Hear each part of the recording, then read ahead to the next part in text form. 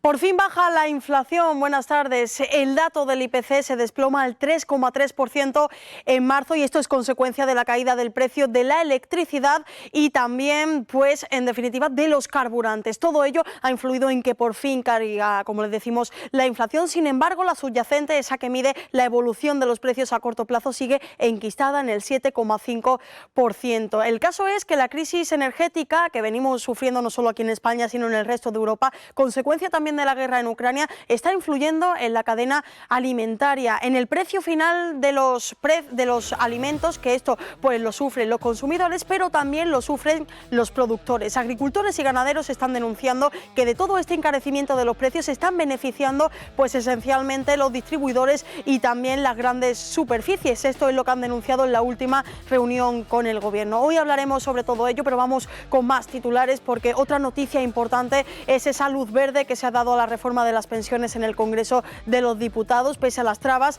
que había puesto la derecha en los últimos tiempos. El caso es que el Pleno ha aprobado con holgada mayoría el proyecto del Gobierno con el apoyo de Unidas Podemos y de los socios. El Partido Popular ha votado en contra y Vox se ha abstenido.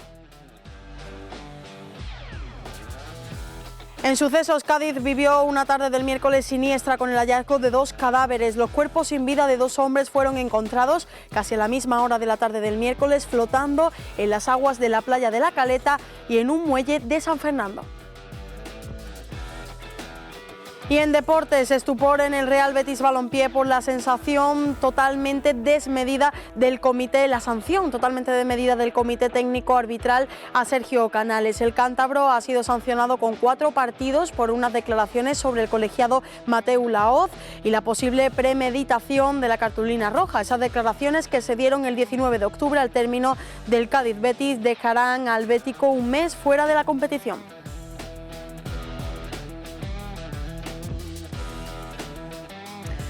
Pues más detalles sobre la información deportiva tras estas noticias. Antes, muchas noticias que desarrollar. Hoy es 30 de marzo, comenzamos.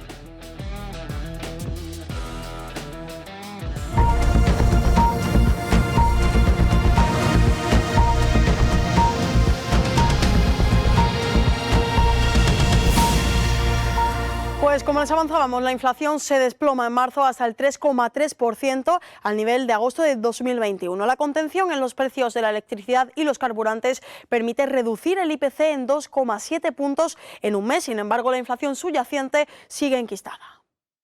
El IPC subió un 0,4% en marzo en relación al mes anterior y recortó más de 2,5 puntos su tasa interanual hasta el 3,3%, su menor valor desde agosto de 2021, según los datos avanzados publicados este jueves por el Instituto Nacional de Estadística. Esta moderación de la tasa de crecimiento interanual del IPC sitúa la inflación en su menor nivel desde agosto de 2021, cuando se registró también una tasa del 3,3% y supone romper con 2 meses consecutivos de ascensos que llevaron el IPC hasta el 6% el pasado mes de febrero. Estadística ha atribuido el menor crecimiento de los precios en marzo al abaratamiento de la electricidad y de los carburantes frente al repunte que experimentaron en igual mes de 2022. El INE incorpora en el avance de datos del IPC una estimación de la inflación subyacente sin alimentos no elaborados ni productos energéticos, que en marzo bajó 1 décima hasta el 7,5%, situándose 4,2 puntos por encima del IPC general y en sus valores más altos en más de 40 años. Precisamente para analizar el alza del precio de los alimentos se reunieron ayer con el Observatorio de la Cadena Alimentaria con el Gobierno y finalizó sin gran acuerdo. Los representantes de agricultores y ganaderos han pedido al Gobierno crear un observatorio de los costes de producción, ya que la mayoría de los beneficios se los llevan las empresas distribuidoras y grandes superficies. Así lo explican desde Asaja.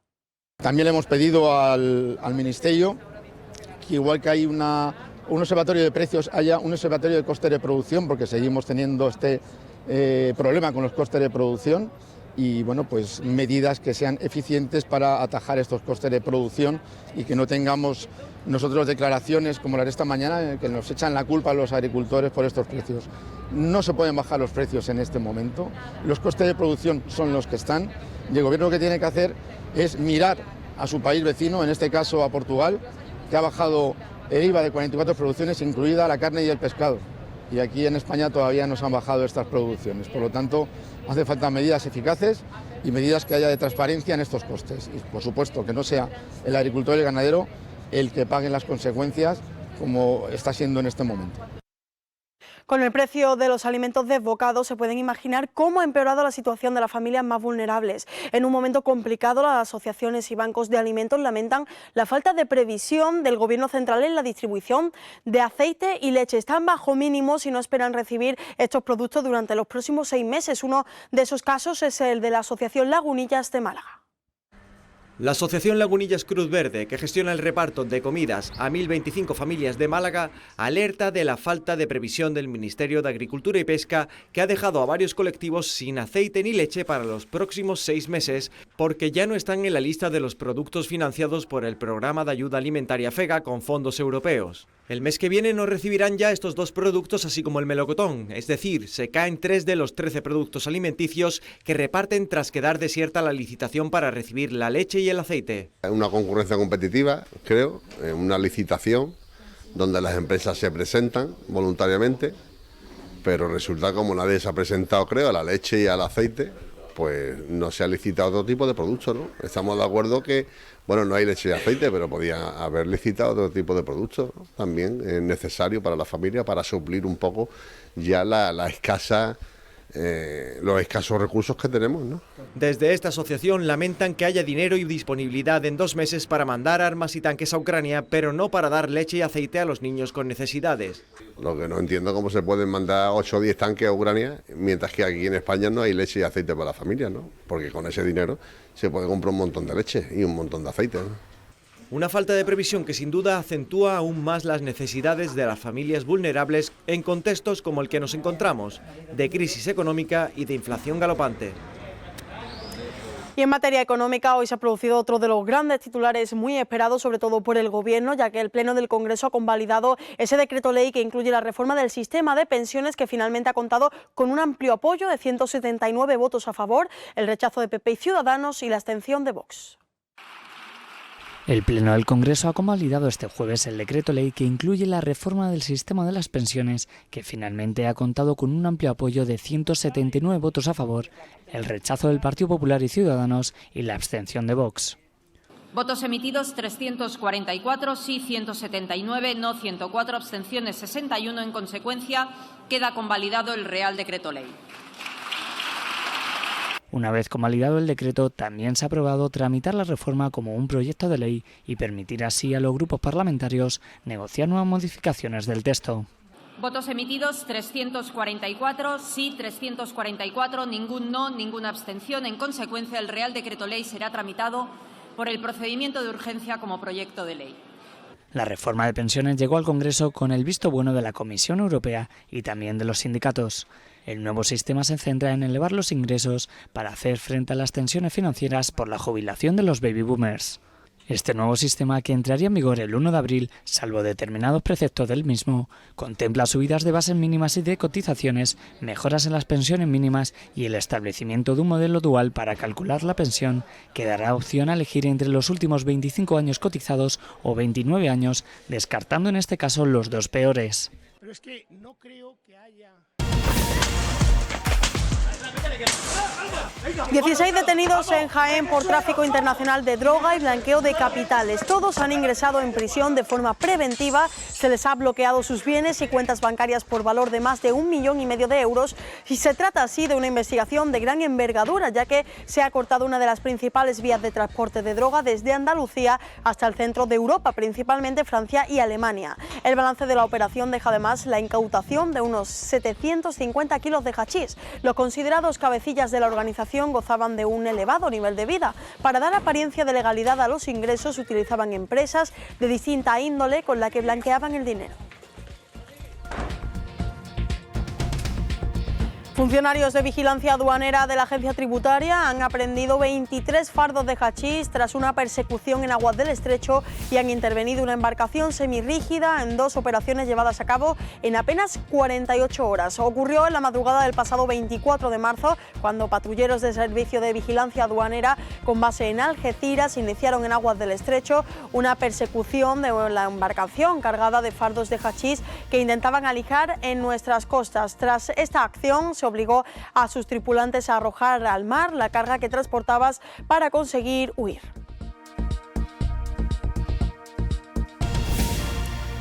Misteriosa aparición de 2 cadáveres en Cádiz. Uno ha sido hallado en la playa de La Caleta y otro en San Fernando. La policía está investigando lo ocurrido desde Cádiz. Javier Taboas, más detalles.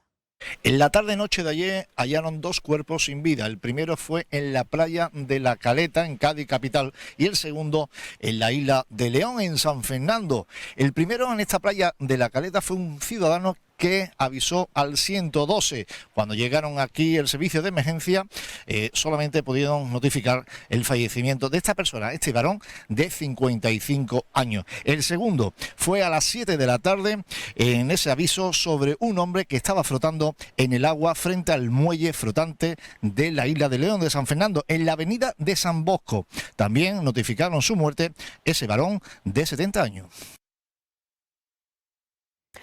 La joven que saltó desde un segundo piso en Torremolinos huyendo de su agresor continúa ingresada estable y en recuperación, mientras que su agresor, que sigue custodiado por la policía mientras permanece también ingresado, se enfrenta, Alberto Ortigosa, a varios delitos, ¿no? Sí, ya se conoce nueva información acerca del caso de la agresión que tuvo lugar aquí en la calle Vicente Blanch Picote el pasado martes, y es que el agresor de la joven de 17 años, su expareja de 21, se introdujo en el domicilio de forma no consentida y la esperó oculto hasta que ella llegó al domicilio, y fue entonces cuando lanzó su ataque con un hacha. Esto hizo que la joven, totalmente desesperada, se viera obligada a saltar desde el balcón de un segundo piso, y fue un toldo el que amortiguó la caída y por tanto evitó la tragedia. Ahora el detenido se encuentra a la espera de pasar a disposición judicial, donde se enfrentará inicialmente a 2 delitos, uno de tentativa de homicidio y otro por quebrantamiento de la orden de alejamiento que ya tenía anteriormente.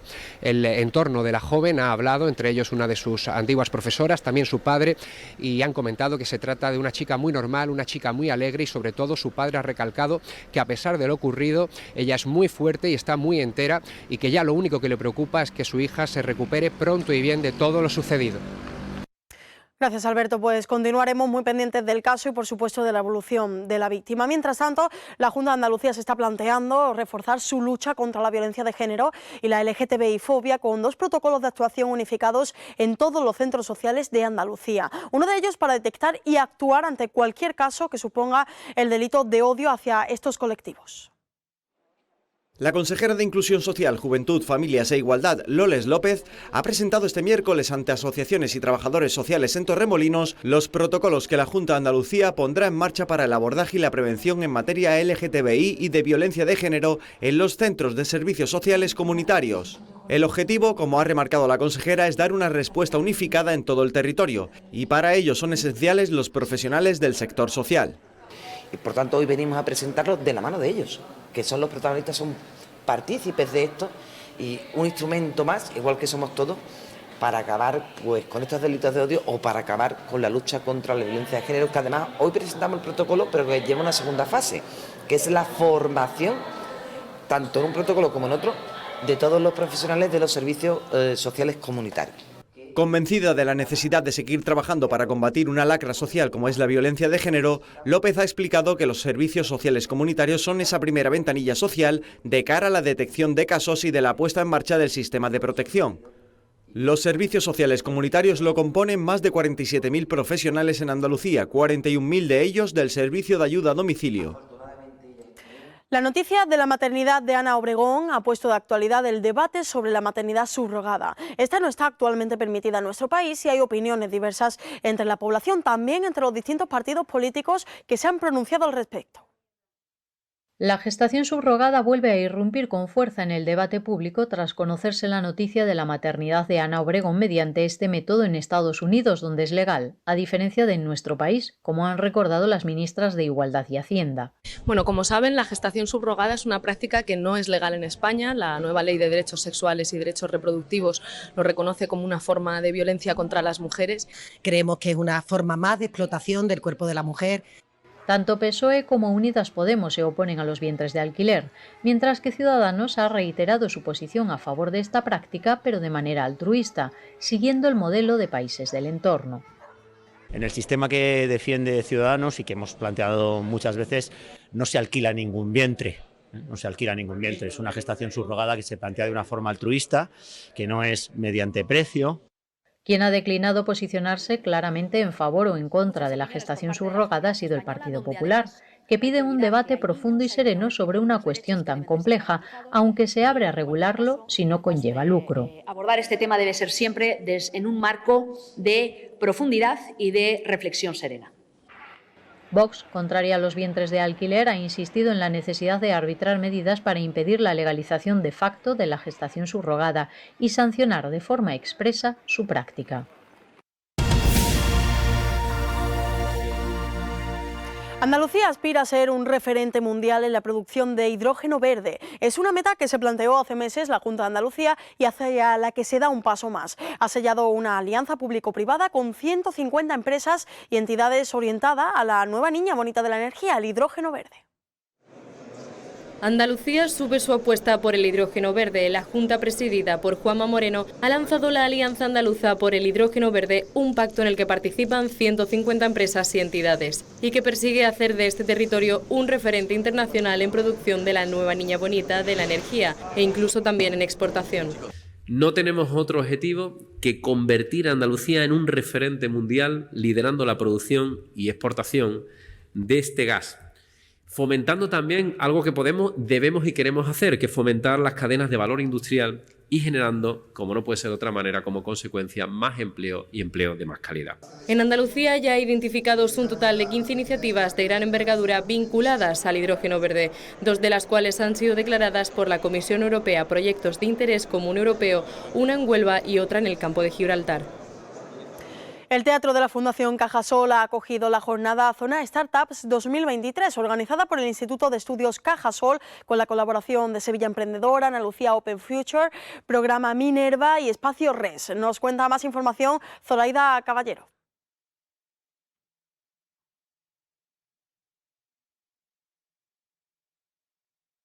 Así es, la jornada Zona Startups 2023 ha sido organizada por el Instituto de Estudios Cajasol. La directora general de Fomento del Emprendimiento y Formación Continua de la Junta de Andalucía, Pilar Marín, ha comentado que se consideran que son el futuro de la economía y un componente esencial para el emprendimiento porque fomenta la innovación y se crea empleo de calidad.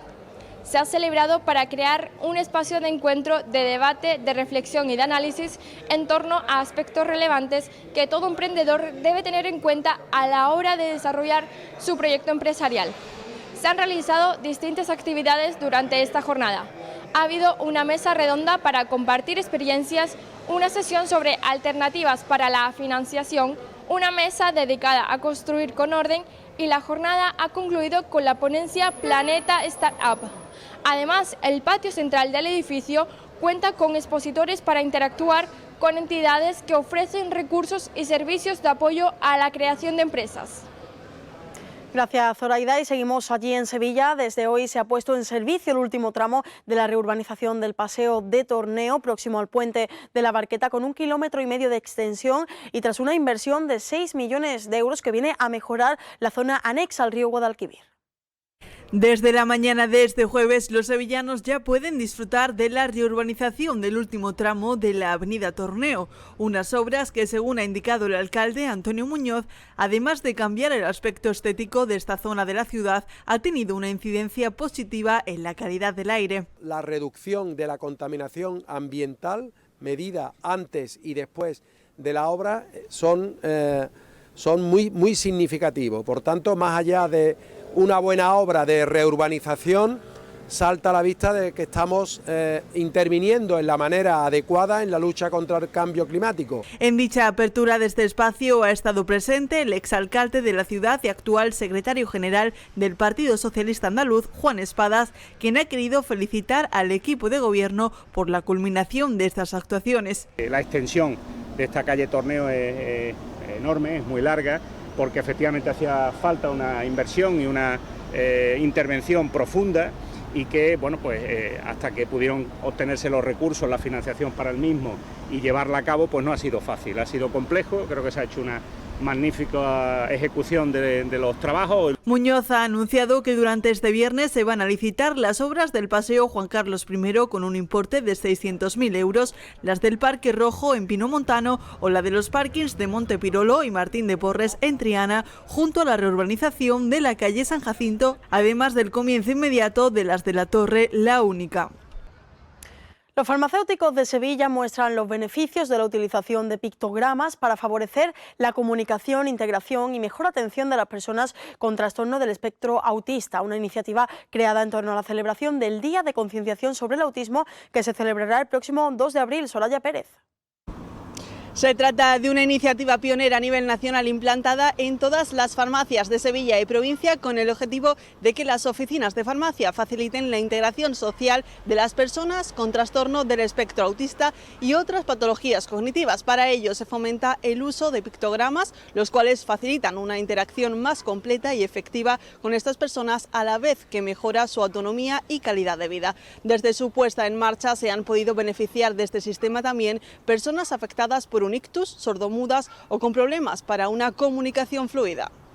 Una vez que entra el paciente en la farmacia y nos van a demandar algo y no puede comunicarse con nosotros, pues le preguntamos: ¿qué necesitas? ¿Qué te pasa? ¿Estás enfermo? ¿Qué tienes? Pues tengo fiebre. ¿Qué te duele? ¿Qué grado de dolor tiene? ¿Te duele mucho? ¿Poco? ¿Estoy mejor? ¿Y me duele la muela? Entonces nos vamos a relacionar con ellos y nos vamos a comunicar con ellos a través del panel de comunicación. La revista Andalucía en la Historia cumple 20 años de edición y ha querido dedicar este número tan especial a los archivos andaluces, reuniendo en su tema central a 14 expertos de la comunidad que nos introducen en estos complejos espacios donde se custodia nuestra historia. El número se ha presentado en Antequera. Y no ha sido casualidad, Antequera atesora un gran patrimonio también documental y ha sido el director del Archivo y Museo Municipal, José Escalante, uno de los coordinadores de este monográfico junto a Mercedes Fernández, profesora de la Universidad de Málaga. Son los custodios de los derechos de los ciudadanos y es la herramienta que la Administración tiene y el ciudadano tiene para hacerse valer. Desde la Edad Media hasta nuestros días, de los privilegios rodados y los contratos manuscritos a los documentos digitales, los archivos andaluces atesoran documentación de muy diversa procedencia, cronología y función, sin la cual la labor de los historiadores no sería posible. 14 de ellos se unen en un extenso artículo al que la revista Andalucía en la Historia ha dedicado su 20º aniversario. El mundo de los archivos en Andalucía, un mundo complejísimo. Tenemos una de las mejores estructuras archivísticas a nivel nacional. ¿Por qué? Porque tenemos un patrimonio documental único. Estos lugares cerrados, ¿no? Inaccesibles, muchas veces en algunos casos con algún archivero un poquito poco amable, pues se ha pasado una situación radicalmente distinta en la que los archivos hoy en día pues tienen conciencia, y también los ayuntamientos, de ahí que se destinen muchos recursos en ese sentido, a que debe ser una puerta abierta al ciudadano. La realidad sin duda ha cambiado, pero en el texto Archivos Andaluces, Custodio de nuestra historia, se profundiza también en lo que queda por hacer y servirá de guía para los que quieran conocerlos un poco más. Su historia, contenidos y retos de las distintas tipologías de los archivos, sin olvidar uno de los más importantes. En India tenemos todo el traspase, todo el flujo de información comercial, de cargos, etcétera, etcétera, toda la administración que existía entre un lado y otro del Atlántico o del Pacífico. La revista de divulgación histórica está editada ininterrumpidamente por la Fundación Centro de Estudios Andaluces desde enero de 2003.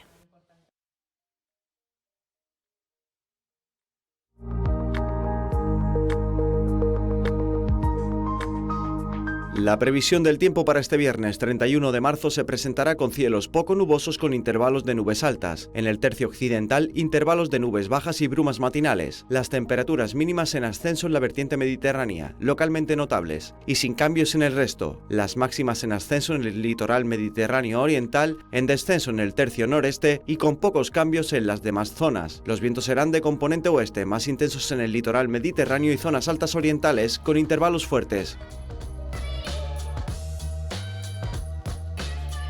Esta es la preciosa fotografía del tiempo que nos llega en esta ocasión desde Cádiz. Nos las hace llegar Javier Márquez, esa visualización de la playa tan particular con las barcas como protagonista y ante un tiempo pues que se nota soleado, con esas temperaturas que van subiendo día a día, consecuencia ya de esta primavera que nos va a dar pues algunos días de prácticamente verano durante esta Semana Santa. Ya lo están diciendo los meteorólogos y esperemos que siga así para poder disfrutar de ella al completo. Por otro lado, tienen en pantalla el teléfono WhatsApp al que pueden hacernos llegar sus panorámicas desde cualquier rincón de Andalucía.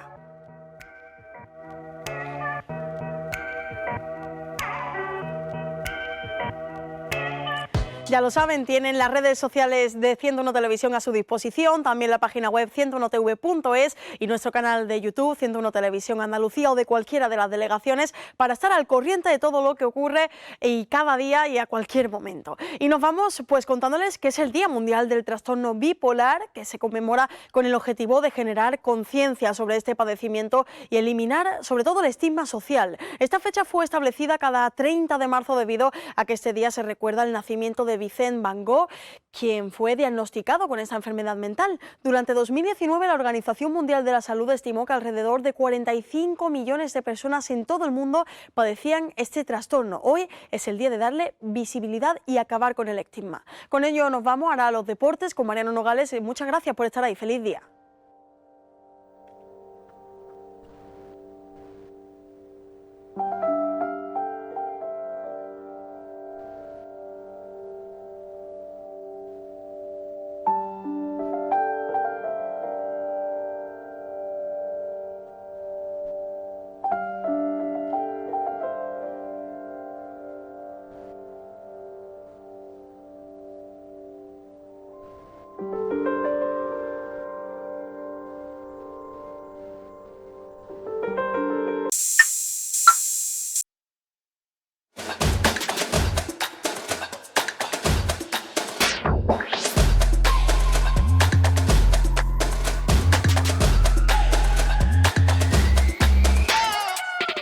Cuatro partidos a Canales. Esa es la sanción por decir que fue premeditada la expulsión de Mateu Laoz en el descuento en el nuevo Mirandilla en el duelo ante el Cádiz. Hablamos de un partido que se disputó concretamente hace la barbaridad de 6 meses, el 19 de octubre. Pues bien, el Comité Técnico Arbitral ha designado esa sanción de 4 partidos para el cántabro Sergio Canales, que se va a perder todos los encuentros ligueros del conjunto bético en el mes de abril, donde además el equipo de Manuel Pellegrini, no solo eso, sino que se va a jugar directamente las posibilidades matemáticas de entrar a la Champions. No va a estar ante el Atlético de Madrid este domingo, tampoco estará ante el Cádiz el próximo 9 de abril, el 15 en el Villamarín ante el Español, ni ante Osasuna, por lo que regresará en el último encuentro de este mes que se aproxima, de abril,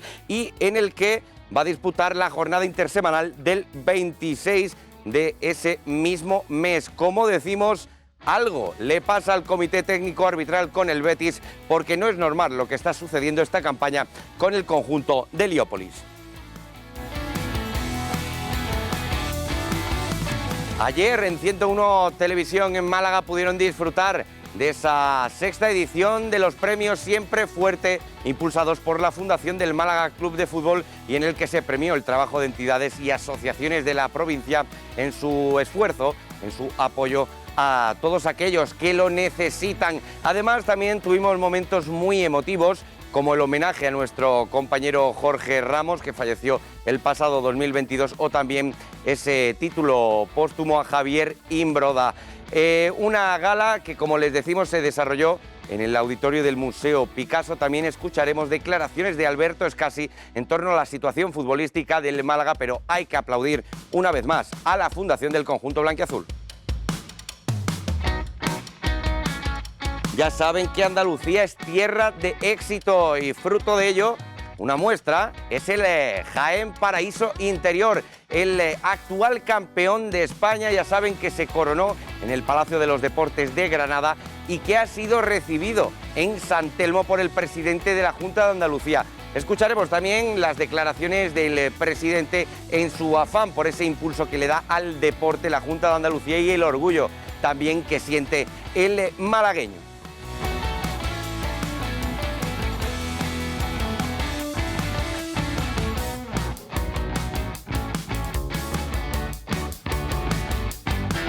Pero tenemos que comenzar desde Heliópolis porque ya saben que el Comité Técnico Arbitral ha impuesto una sanción de 4 partidos a Sergio Canales, al cántabro, al mediapunta del Betis, por unas declaraciones después del partido ante el Cádiz en el que fue expulsado en el nuevo Mirandilla. Insinuó una posible premeditación de Mateu Laoz en esa expulsión y ahora, y tomando como ejemplo lo ocurrido con José Luis Gallá la temporada pasada, le caen 4 partidos de sanción. Sergio Canales ha sido sancionado con 4 partidos por el Comité Técnico de Árbitros debido a unas declaraciones tras el Real Betis-Real Valladolid. En sus palabras tras ese partido, que arbitró Mateu Laoz, el cántabro se expresó textualmente con el término predimitado, en referencia a su expulsión con el mismo árbitro en un encuentro ante el Cádiz a principio de temporada en la que ha sido la única expulsión de su carrera. El comité entiende que sus manifestaciones ponen en cuestión la honorabilidad del árbitro y le castigan con 4 duelos clave en el momento más importante de la temporada para el Real Betis, lo que ha despertado indignación en la entidad de Heliópolis, que agotará todas las vías para demostrar que la decisión es injusta y anular el castigo. Mientras, Canales se lo toma con filosofía, aunque hoy en el entrenamiento bromeaba incluso con el tema.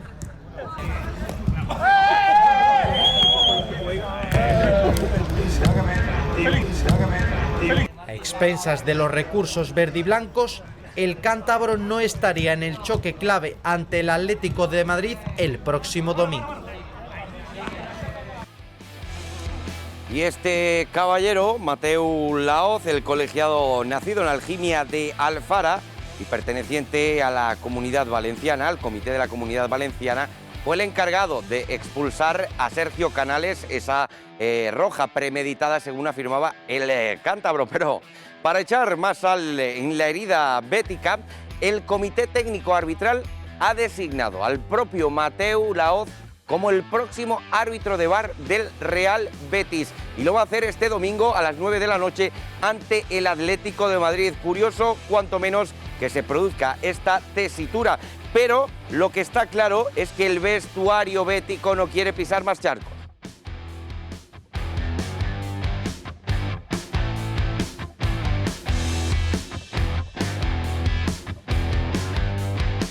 Bueno, Sergio está bien. Sergio, a mí me gustaría enfocar el tema de Sergio desde el punto Varela que profesional, que se lo merece todo, porque creo que llega aquí el primero, se va al último, que nunca ha sido un jugador conflictivo, que está para todo y bueno, y desde ese punto de vista nosotros los compañeros lo arropamos y lo respetamos, ¿no? Y yo creo que él está bien, está tranquilo y bueno, intentando de alguna manera que pase todo esto. Él está por encima de todo esto, independientemente de lo que le haya podido caer la sentencia esta de tantos partidos, pero bueno, eso es un caso ya que nosotros intentamos de apartarlo, ¿no? De que bueno, desde el club pues bueno, lo manejen y claro, intentar de que Sergio esté contento, de que esté enchufado. Para nosotros un futbolista muy importante y este último tramo de liga para nosotros tiene que ser futbolista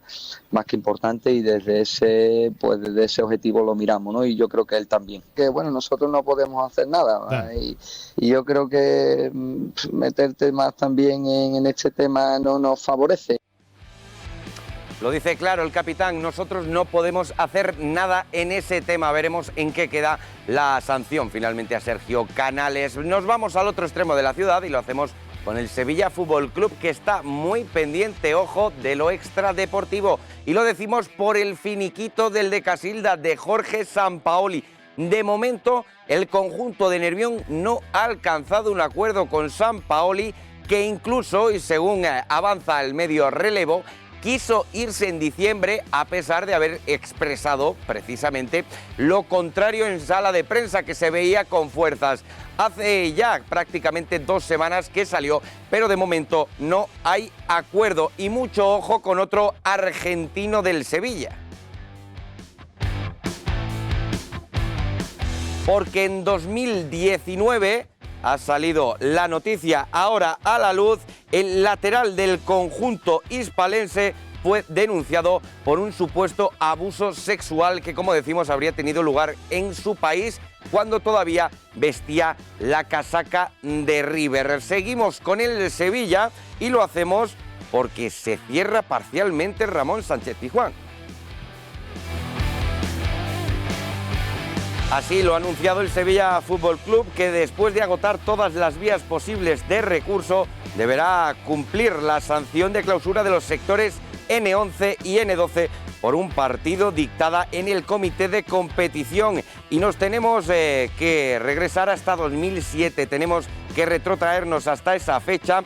Y es que en un encuentro de Copa del Rey ante el Real Madrid el pasado 12 de enero del 2017 se profirieron insultos y cánticos corales en ese encuentro. Por ello, el Sánchez-Pizjuán tendrá cerrado esos sectores para el próximo duelo que se dispute sobre el Pizjuán. Y hablando de ese estadio, vamos a hablar de un jugador que podría estar ahí la próxima temporada.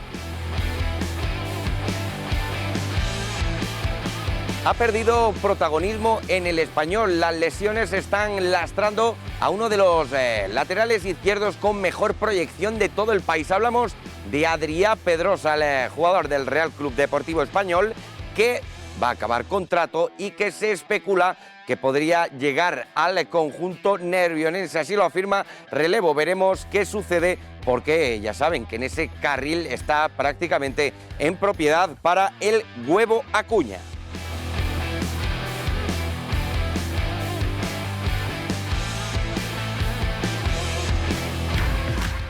¿Y con quién se va a enfrentar el Sevilla este fin de semana? Lo va a hacer ante el Cádiz Club de Fútbol. El conjunto de Sergio González sigue preparando este encuentro. Ya sabe que todavía no va a poder contar con Iza ni tampoco con Conan Ledesma, pero sigue preparando ese encuentro con esta penúltima sesión, concretamente la 4ª de la semana, y que ha estado dirigida al aspecto estratégico. Ya saben, uno de los puntos fuertes que tiene que tener todo equipo de élite para conseguir sus respectivos objetivos. Y así sucede porque además el conjunto cadista sigue inexpugnable en el nuevo Mirandilla, no pierde desde septiembre y quiere hacer lo propio ante el Sevilla, sacar algo positivo con un ambiente infernal que se va a producir en ese duelo este próximo sábado. Pero hablando de cadismo, un buen ejemplo es Alex Fernández y también el municipio de Benalup, Casas Viejas.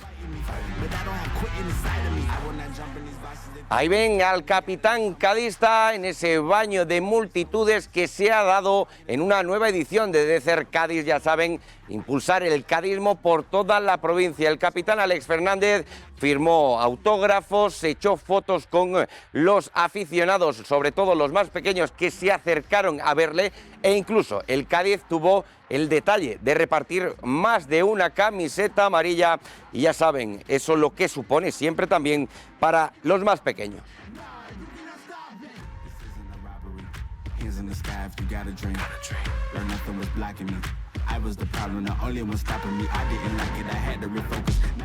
Pero este fin de semana también vuelve a la competición la Unión Deportiva Almería, ya ha recuperado a sus internacionales y ya tienen, por supuesto, la concentración en el Celta de Vigo. Va a ser el 13º partido del conjunto almeriense esta temporada, lejos del Power Horse Stadium, y allí esperan aprovechar algún que otro despiste del Celta, que también ha preparado este encuentro sin sus internacionales, sin un mayor número de efectivos, porque así cuenta el cuadro vigués en su plantilla con muchos jugadores internacionales. Pero lo fundamental de este Almería es la confianza plena en Rubi. De momento la directiva no se ha pronunciado en torno al posible futuro, habrá que ver qué sucede en Vigo, pero lo que sí que sorprende es que de los 3 equipos que están en puestos de descenso, ya saben, en este caso el Elche, el Almería y también el Valencia, han cambiado de entrenador todos, menos la Unión Deportiva Almería, que, como decimos, sigue confiando de lo lindo en Rubi.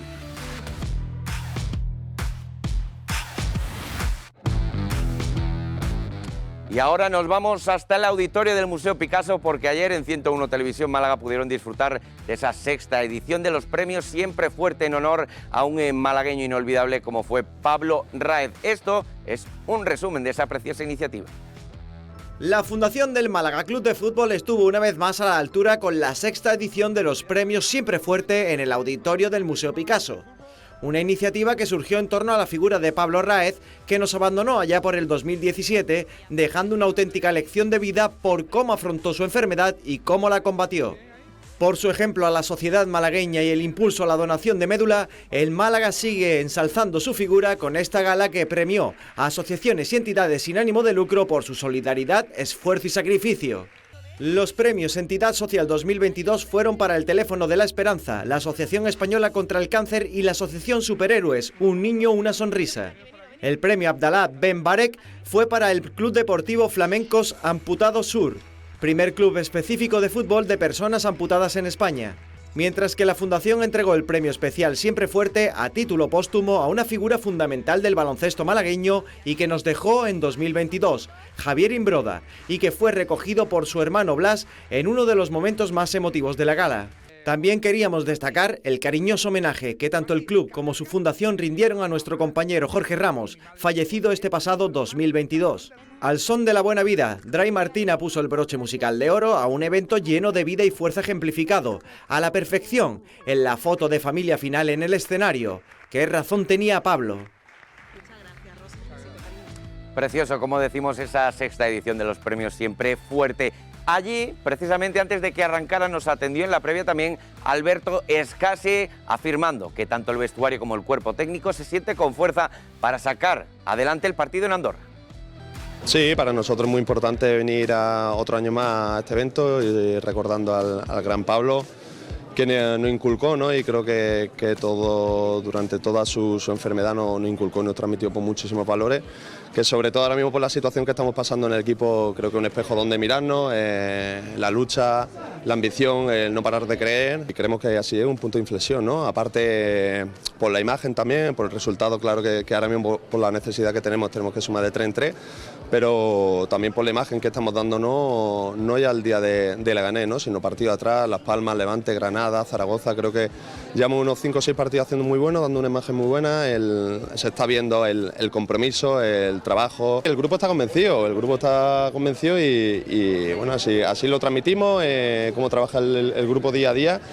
Y estamos convencidos de que vamos a ganar allí, y ojalá que le recortemos 3 puntos y nos pongamos a 5 puntos, porque el equipo se lo merece, por el trabajo que hay detrás y por la unión que tiene el grupo. Que crean en nosotros, que no vamos a tirar la toalla, que vamos a luchar como animales, que nos vamos a dejar el alma y la piel por ganar cada partido y por salir de esta situación. Van a luchar como animales, ahí tienen a Alberto Escasi, pero es que hablando de animales, mucho ojo con el gato que tiene el Granada en la portería. Hablamos de Raúl Fernández, el guardameta bilbaíno, que es el primer guardameta en la historia del Granada Club de Fútbol que alcanza 25 porterías a 0 en menos de 50 partidos, concretamente en 48. Así de satisfecho y de contento está en Granada. Los porteros no metemos goles, los datos también que tenemos como referencia son esos, el no encajar goles, y bueno, muy feliz, contento, también sabiendo que por supuesto es cosa de todo el equipo, ¿no? Porque al final creo que el no encajar es un sacrificio que hace todo el equipo, no solamente es cosa del portero ni mucho menos. El Granada, la ciudad, el equipo que me gusta, donde me encuentro feliz. Estos partidos que estamos jugando últimamente, que hemos ganado en el minuto 89, pues se dan por esa situación, ¿no? Que el equipo es consciente de que no encajando te hace estar vivo en el partido, te hace estar pues con un marcador ajustado y bueno, creo que es muy importante, ¿no? El hecho de no encajar, de estar siempre que con un gol te puedes llevar los 3 puntos, pues el equipo sabe de eso y bueno, creo que se ha demostrado estos últimos partidos que metiendo goles casi en el descuento pues nos ha hecho sumar 3 puntos muy importantes. Es un poco el compromiso que hay de todos, ¿no? No solamente de los compañeros, sino todo lo que es la familia, el equipo, el Granada. Al final es una unión que tenemos todos de un objetivo común y ese sentimiento que tenemos todos de hacer bien las cosas y al final esa madurez y esas ganas de estar arriba, pues bueno, pues se contagian. Dejar 25 partidos, tu portería a 0 no es nada fácil, todo el mérito también para Raúl Fernández. Y hablando de méritos, por supuesto le damos todos a los servicios médicos que atendieron a Draguisa Gudel, porque llegan buenas noticias desde Córdoba. Ya saben que en el día de ayer les informamos que había subido a planta después de abandonar la unidad de cuidados intensivos. Pues bien, Draguisa Gudel, el central del Córdoba Club de Fútbol, está empecinado, sí o sí, en volver a jugar al fútbol. Así lo ha decidido el hermano pequeño de Nemanja, el jugador del Sevilla Fútbol Club, que por desgracia sufrió esa parada cardíaca el pasado fin de semana ante el Racing de Ferrol, ese encuentro que todavía no ha terminado de disputarse. Pues bien, para que pueda volver al fútbol se le va a implantar un dispositivo DAI, un desfibrilador automático implantable, y para que pueda seguir demostrando su calidad en los terrenos de juego. Y nosotros, que por supuesto nos alegramos.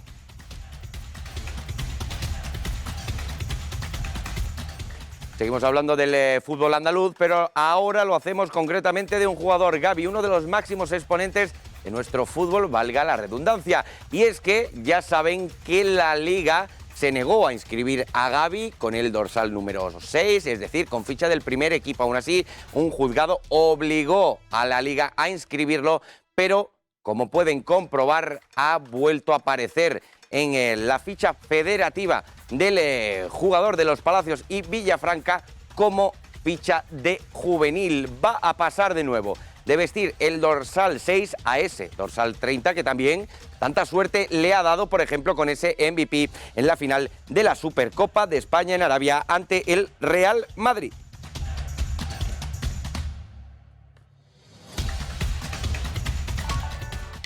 Cambiamos ahora al baloncesto y lo hacemos hablando del Unicaja y cómo el equipo presidido por Antonio Jesús López Nieto y cuya dirección deportiva maneja Juanma Rodríguez quiere atar la columna vertebral. Ya saben que ha sido renovado el propio Juanma Rodríguez y también Ivonne Navarro hasta 2026. Pues mucho ojo, porque Kalinowski, ya saben, el raza blanca tirador de este Unicaja, también va a permanecer en la entidad de los Guindos hasta esa temporada. Se amplía su contrato por 3 campañas más, mientras que el bueno de Kendrick Perry, el Rayo de Ocoy, también va a permanecer un mínimo de 2 campañas más en los Guindos y precisamente tendría opción a ampliarlo un año más. Son 2 de los jugadores fundamentales para Ivonne Navarro, el nacionalizado montenegrino y también el escolta estadounidense. Hablábamos de los Guindos, pero ahora su pabellón ha cambiado de nombre.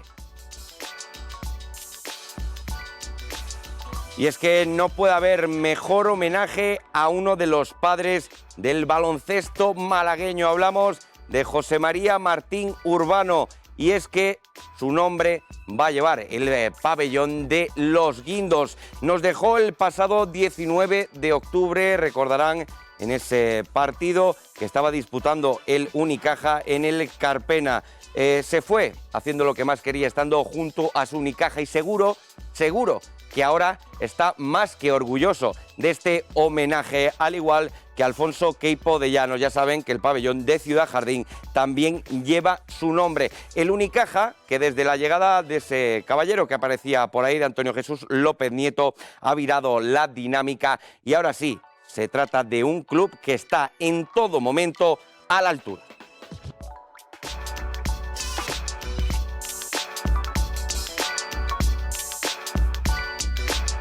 Seguimos repasando éxitos de los andaluces y lo hacemos con un granadino, con Carlos Garach, que ha batido el récord de España de natación de 1.500 metros y lo ha hecho con el crono de 14 minutos 56 segundos y 23 centésimas. El joven nadador granadino que pertenece al Club Natación Churriana, ha bajado, ha sido el primer español en la historia que baja de los 15 minutos y además también ha conseguido, se acerca, por tanto, a ese objetivo de competir en los Juegos Olímpicos de París.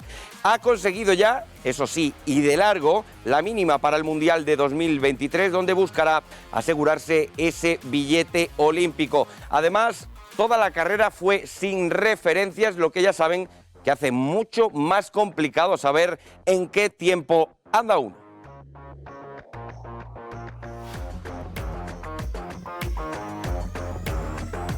Nos vamos ahora hasta San Telmo, hablábamos de éxitos, y es que Juanma Moreno también ha querido sacar pecho con el Jaén Paraíso Interior, el conjunto de fútbol sala que este año en Granada ha sumado su tercera Copa de España de futsal.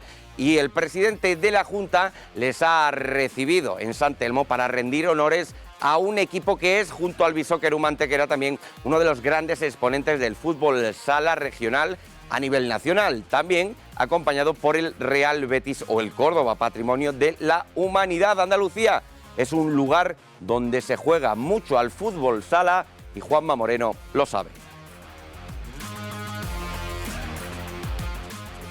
Como presidente del Gobierno andaluz que soy, queremos agradeceros, queremos felicitaros y queremos animaros a que sigáis trabajando y cosechando éxitos para Jaén y para Andalucía. El deporte es verdad que es un motor social, el motor además es una filosofía de vida, ¿no? De compromiso, es una manera de entender la propia vida, ¿no? Nos sentimos muy orgullosos que desde luego del Gobierno andaluz vamos a cooperar y colaborar en todo aquello que sea posible para no solamente poner en valor al fútbol sala, ante el consejero y su equipo de deporte está trabajando intensamente para que muchos de los eventos importantes que nos estamos trayendo a Andalucía, la final de la Copa Davis, la final de la Copa Rey Baloncesto, la final de la Copa Rey del Fútbol, bueno, pues también tenemos que trabajar para que grandes eventos deportivos del fútbol sala se produzcan aquí en Andalucía. Y hoy nuevamente nos vamos a marchar, como venimos acabando este informativo, con otro hito que está cerca de producirse y que lo hacemos con el Costa del Cajasol Vóley. Hablamos del Cajasol Vóley Dos Hermanas, que está muy cerca de convertirse en el segundo equipo en la historia del voleibol andaluz en alcanzar la competición europea. Hablamos de una Challenge Cup que las chicas sevillanas están muy cerca de acariciar porque asaltaron Valdorreix para dar el primer paso hacia las semifinales. El equipo de Ricardo Fernández doblegó al Sant Cugat con solvencia y cerrando un trabajado primer set en el que aprovecharon la distribución fantástica de Marina Saucedo y los puntos de Marisa Luis. Las nazareñas además afinaron su juego en la reanudación para encauzar el segundo parcial con un claro 3-16 tras el Ecuador. El bloque de Rafael Ruiz, el conjunto catalán, intentó buscar la reacción en el tercero, pero siempre estuvo a remolque de las andaluzas que, como les decimos, dispondrá todavía de 2 oportunidades en los Montecillos para alcanzar sus primeras semifinales ligueras.